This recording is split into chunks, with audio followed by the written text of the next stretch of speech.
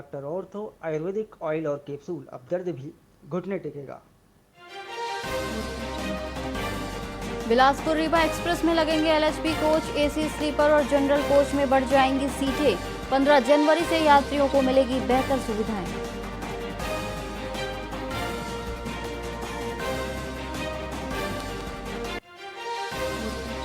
Dhamtari water plant में blast, motor pump और panel जले। 40 वार्डों में 2 दिन तक नहीं मिलेगा पानी।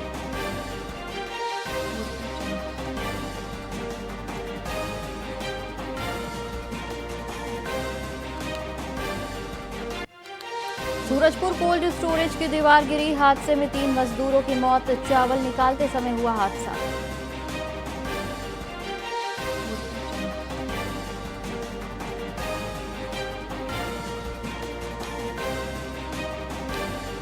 राजधानी रायपुर में खुलेआम बिक रही शराब, गंज मंडी में बनाई अस्थायी दुकान। सुबह 4 बजे से मजदूरों को बेचते हैं शराब।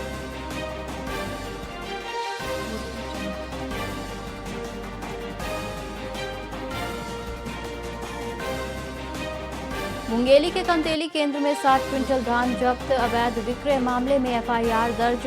जिला कलेक्टर ने दिए निर्देश।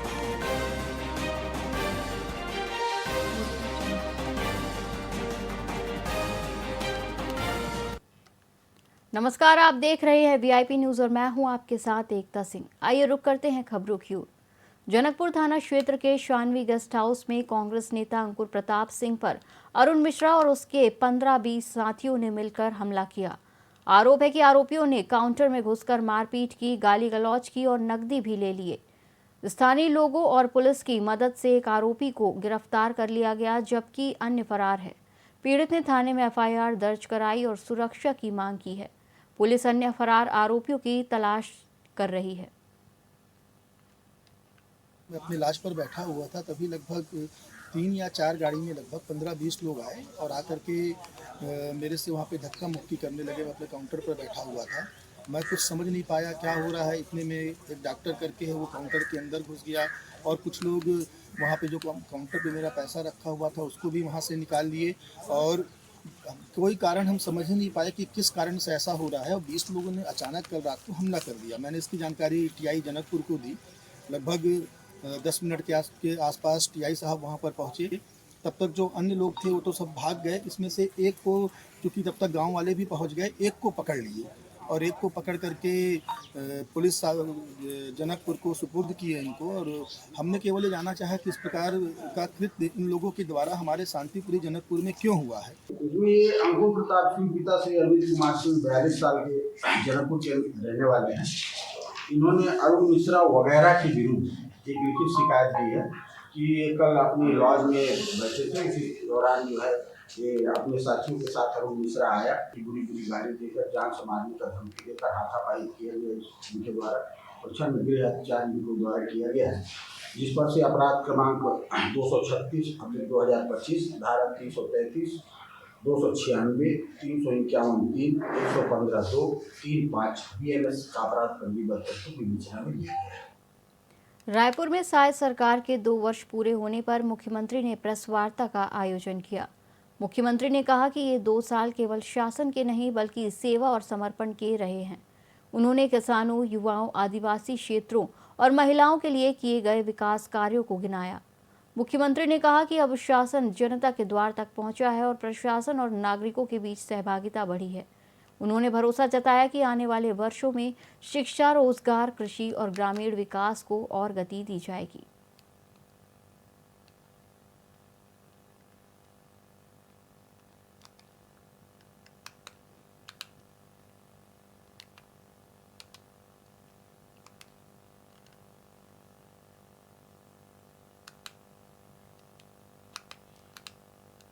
राजनांदगांव के गांधी सभागृह में 11वीं छत्तीसगढ़ राज्य स्तरीय बॉडी बिल्डिंग और पावर लिफ्टिंग प्रतियोगिता का भव्य शुभारंभ हुआ।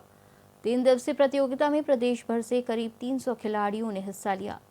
पहले दिन बॉडी बिल्डिंग स्पर्धाएं आयोजित की गई, जबकि दूसरे दिन वेट लिफ्टिंग और तीसरे दिन पावर लिफ्टिंग मुकाबले होंगे। खिलाड़ियों ने अपने दमखम और अनुशासन से दर्शकों को प्रभावित किया। आयोजन का उद्देश्य युवाओं में फिटनेस के प्रति जागरूकता बढ़ाना है। बताएंगे क्या है? यहाँ पे ये 11वीं छत्तीसगढ़ राज्य स्तरीय power lifting and body building competition है, जिसमें सारे छत्तीसगढ़ प्रदेश से सारे खिलाड़ी यहाँ पे आके अपना भागीदारी दर्ज कर रहे हैं। यहाँ पे मेंस एंड वुमेन्स दोनों का यहाँ पे होने वाला है। 3 दिवसीय कार्यक्रम है 12, 13, 14, जिसमें 14 तारीख को बॉडी बिल्डिंग का कंपटीशन हम लोग आयोजित कर रहे हैं। आयोजन हो रहा है, कितने दिवसीय आयोजन है, टाइमिंग वगैरह क्या रहेगा, कितने खिलाड़ी शामिल हो रहे हैं? 3 दिवसीय कार्यक्रम है 12, 13, 14। इसमें खिलाड़ी बहुत ज़्यादा है ना, तो उसका टाइम का लगभग 8-9 बजे तक शाम तक चलेगा। आज भी, कल भी और परसों भी। गरियाबंद में नक्सल उन्मूलन अभियान के तहत पुलिस को बड़ी सफलता मिली है। प्रतिबंधित संगठन सीपीआई के 2 हार्डकोर इनामी माओवादियों ने पुलिस के सामने आत्मसमर्पण किया। आत्मसमर्पण करने वालों में एसटी के एरिया कमेटी सदस्य संतोष उर्फ लाल पवन और सीनापाली एरिया कमेटी सदस्य मंजू उर्फ नंदेश शामिल है। दोनों पर 5-5 लाख रुपए का इनाम घोषित था। शासन की आत्मसमर्पण पुनर्वास नीति से प्रभावित होकर उन्होंने हिंसा का रास्ता छोड़ा।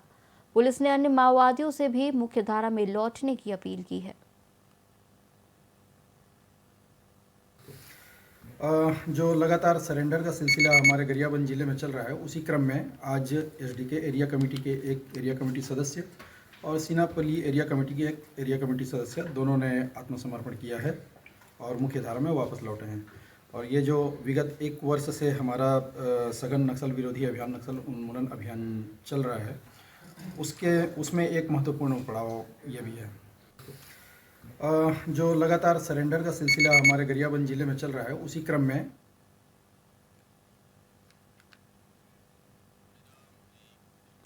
बीजापुर जिले के भैरमगढ़ ब्लॉक की तहसील कुटरू स्थित पेटा पंचायत में मीडिया टीम के पहुंचने पर आंगनबाड़ी केंद्र बंद मिला।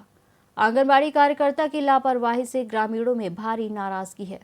ग्रामीणों का आरोप है कि कार्यकर्ता नियमित रूप से केंद्र नहीं खोलती और बच्चों को न तो पोषण मिल पा रहा है और न ही शिक्षा। इससे बच्चों का भविष्य प्रभावित हो रहा है। ग्रामीणों ने संबंधित कार्यकर्ता को हटाने की मांग की है।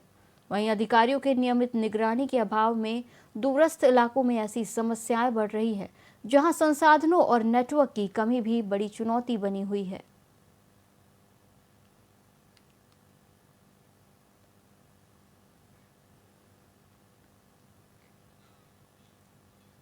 छत्तीसगढ़ के सुकमा जिले में नक्सल विरोधी अभियान को बड़ी सफलता मिली है। दरभा डिवीजन में सक्रिय 10 बड़े माओवादियों ने हथियारों के साथ आत्मसमर्पण कर मुख्यधारा में लौटने का फैसला किया है। इन नक्सलियों पर कुल 40 लाख रुपए का इनाम घोषित था। सरेंडर के दौरान AK-47, एक स्टेन गन, एक BGL लॉन्चर और 2 SLR बरामद की गई। सभी नक्सलियों ने पूना मारगेम पुनर्वास नीति के तहत सुकमा पुलिस लाइन में IG बस्तर, SP सुकमा और अन्य वरिष्ठ अधिकारियों की मौजूदगी में आत्मसमर्पण किया। इस नीति के तहत सरकार उन्हें आर्थिक सहायता और पुनर्वास सुविधाएं दे रही है।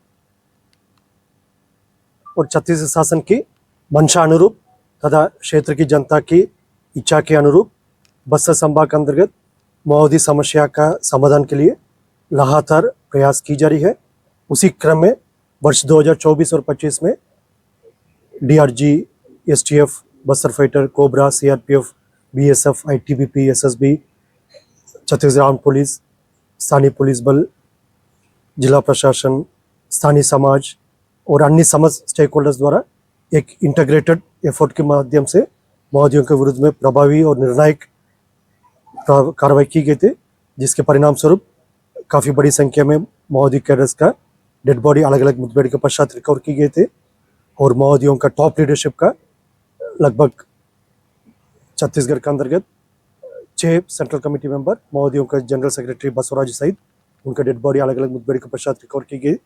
समाज के साथ जुड़े और मुख्य धारा में जुड़ के काम करें, क्योंकि जो परिस्थिति आज जो बनी हुई है वो परिस्थिति सही नहीं है उनके लिए, क्योंकि जितने भी बड़े कैडर हैं, जो नक्सली संगठन के बड़े जो लीडर थे, वो तो हर जिले में या फिर दूसरे राज्य में भी जा कर के वो मुख्य धारा में जुट रहे हैं और सरेंडर हो रहे हैं। और छत्तीसगढ़ शासन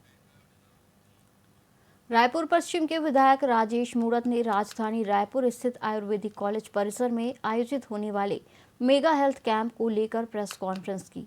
उन्होंने बताया कि 18 दिसंबर 2025 से 5 दिवसीय इस स्वास्थ्य शिविर का आयोजन किया जाएगा। शिविर का उद्देश्य आम नागरिकों को निःशुल्क और सुलभ स्वास्थ्य सेवाएं उपलब्ध कराना है। विधायक ने कहा कि स्वास्थ्य समाज की सबसे बड़ी जरूरत है और इस पहल से जरूरतमंद लोगों को लाभ मिलेगा। उन्होंने मीडिया से अपील की कि इस जनहितकारी आयोजन की जानकारी अधिक से अधिक लोगों तक पहुंचाई जाए। स्वास्थ्य सेक्टर के अंदर छत्तीसगढ़ की राजधानी रायपुर में भव्य मेगा हेल्थ कैंप, जिसके अंदर संपूर्ण हर प्रकार के इलाज की व्यवस्था निःशुल्क, अलग अलग विधि, एलोपैथिक, होम्योपैथिक, आयुर्वेदिक, समस्त विधाएं एक छतरी के नीचे यहाँ पर रहेगी। अपना पंजीयन कराइए, अपनी जांच कराइए, परामर्श लीजिए, मुफ्त में इलाज है, सोनोग्राफी फ्री है, एक्सरे फ्री है। यहाँ तक कि अगर ज़रूरत है आदमी को तो कोई विकलांग है तो उसके लिए ट्राइसिकल फ्री है, अगर कोई व्यक्ति सुन नहीं सकता तो यंत्र फ्री है, चल नहीं सकता है तो उसके लिए पाँव फ्री है। और उसके साथ साथ यही नहीं, हमने अपने यहाँ सोनोग्राफी से लेके एक्सरे से लेके संपूर्ण चीज़ें यहाँ पर फ्री में रखे हैं। अपना पंजीयन कराइए, पंजीयन करने के बाद में डॉक्टर यहाँ चेकअप करेगा, चेकअप करने के बाद में आपको परामर्श देगा कि आप फलानी चीज़ की आपको बीमारी है, आप फलाने डॉक्टर से संपर्क करिए। हमारे यहाँ पर सब तरह के डॉक्टर हैं, लगभग 45 अस्पताल, रायपुर के जो प्रतिष्ठित अस्पताल है वो हमारे साथ में इस कैंप में सहयोगी है। स्वास्थ्य सेक्टर के सुपेला थाना क्षेत्र में कि चंद्रा मौर्य अंडरब्रिज के पास नाली में बोरी में बंद एक अज्ञात महिला का शव मिलने से सनसनी फैल गई। बोरी के बाहर महिला का हाथ दिखाई देने पर राहगीरों ने तुरंत पुलिस को सूचना दी। सूचना मिलते ही सुपेला पुलिस और फॉरेंसिक टीम मौके पर पहुंची। पुलिस ने घटनास्थल का निरीक्षण कर साक्ष्य जुटाए हैं। वहीं शव को पोस्टमार्टम के लिए भेजने की तैयारी की जा रही है और मामले की जांच साथ ही मृतका की शिनाख्त की कोशिश जारी है। एक महिला का शव मिला है जो बोरे में बंद है और पंचनामा पोस्टमार्टम हेतु शव को भेजा जा रहा है। एफएसएल की टीम भी वहीं पहुंच रही है और पंचनामा और पोस्टमार्टम के बाद ही मृत्यु के कारणों की जानकारी हो पाएगी। एक महिला का तिल्दा में ओवरब्रिज निर्माण को लेकर विवाद गहरा गया है। वार्ड क्रमांक 18, 16 और 19 के निवासियों को पीडब्ल्यूडी ने 72 फीट सीमा में बने कथित अवैध मकानों को तोड़ने के नोटिस जारी किए हैं। नोटिस से क्षेत्र में भारी आक्रोश है। वहीं लोगों का कहना है कि वो पिछले 50 वर्षों से यहां रह रहे हैं और अचानक 2 से 3 दिन में मकान खाली करने का आदेश अमानवीय है। वार्डवासियों ने ओवरब्रिज की जगह अंडरब्रिज निर्माण की मांग की है और आरोप लगाया कि प्रस्तावित आरओबी आम जनता नहीं, उद्योगपतियों के हित में है। उद्योगपति के लिए बना थे भैया, अंडरग्राउंड बनी तो हम आम आदमी ला फायदा हुई। उद्योगपति मतलब फायदा करके का मतलब हुआ थे। हम यहाँ से कहाँ जाबो, 40 साल से देर रहा था ना, हमारे लड़का मन बेरोजगार है। साल ससुर मर के सास में तो जिंदगी जाते, अरे हमरो जिंदगी जाते, माटी धर के कहाँ जा बोले बतावा। तो हमन कैसे कर बोले, हमन बता तुम मन ऐसे बस के बोले बेटा। हम गरीब हैं, हमारे पति नहीं है, बेटा नहीं है, छोटे छोटे बच्चे हैं और पढ़ रहा है 7वीं 8वीं 10वीं पढ़ रहा है बच्चे लोग। 50 साल का बनाया हुआ घर है और फूटेगा तो किसमें रहेंगे, कहाँ जाएंगे। ठीक है, यहाँ पर ओवरब्रिज बनाए के कोई जगह नहीं है और का है यहाँ पे सबके घर द्वार सब तोड़े के कोई मतलब नहीं है। सरकार ला दूसरा अपन सोचना चाहिए, काबर कि ये रोड जो है सब घर जो है यहाँ पे आदमी मन बहुत पुराना बसे है, बहुत पहले बसे हुए है। सन 1984 से रह रहे हैं और अपना जीविकोपार्जन बना के रखे हैं और अपने बाल बच्चों के लिए छाया बना के रखे हैं। एक गाड़ी मोटर बहुत चलते हाईबा, ये बिल्कुल बच्चा मन खेलत रहते, कहाँ जाबो घर कुरिया फूटी था, बिल्कुल ये सब चीज नहीं होना चाहिए। सिर्फ निवास कर रहे हैं ना, कोई व्यवसाय नहीं कर रहे हैं हमारे वार्ड में, तो उनको आप नोटिस दिया गया है कि आप 4 दिन में घर खाली करिए। तो 4 दिन में घर खाली करना संभव नहीं है, क्योंकि कोई घर खाली भी करता है, किसी जगह बसता है तो नित्य क्रिया की व्यवस्थाएं कैसे करेंगे, कोई लैट्रिन बाथरूम कैसे बनाएगा, कोई पानी की व्यवस्था कैसे करेगा। हम शासन से मांग करते हैं कि इसमें राज्य शासन एवं प्रमुख अभियंता लोक निर्माण विभाग ने 5 बार कार्यपालन अभियंता को पत्र लिखा है कि पूर्व नगर पालिका अध्यक्ष, वर्तमान नगर पालिका अध्यक्ष, पार्षदगण, सभी पार्षदगण की बार बार निवेदन किए हैं कि LC 398 पे ओवरब्रिज बनने के लायक जगह नहीं है। मात्र यहाँ से 700-800 मीटर बाद ही दूसरा ओवरब्रिज है, तो यहाँ दूसरा ओवरब्रिज बनाने की जरूरत ही नहीं है। दोनों साइड बस्ती है, आप चाहे तो अंडर ब्रिज से भी यहाँ का काम चला सकते हो और बिल्कुल ही चल जाएगा। 700 मीटर बाद एक ओवरब्रिज है, एक बाईपास आगे से पास हुआ है, फिर यहाँ ओवरब्रिज बना के जनता को परेशान करने का कोई मतलब नहीं होता। ओवरब्रिज बन रहा है तो हम लोग कहाँ जाएं भाई, अपने बच्चे लोगों के घर पे इतना सामान को घर का कहाँ करें। इस बुलेटिन में फिलहाल इतना ही। आप देखते रहिए VIP न्यूज़। नमस्कार।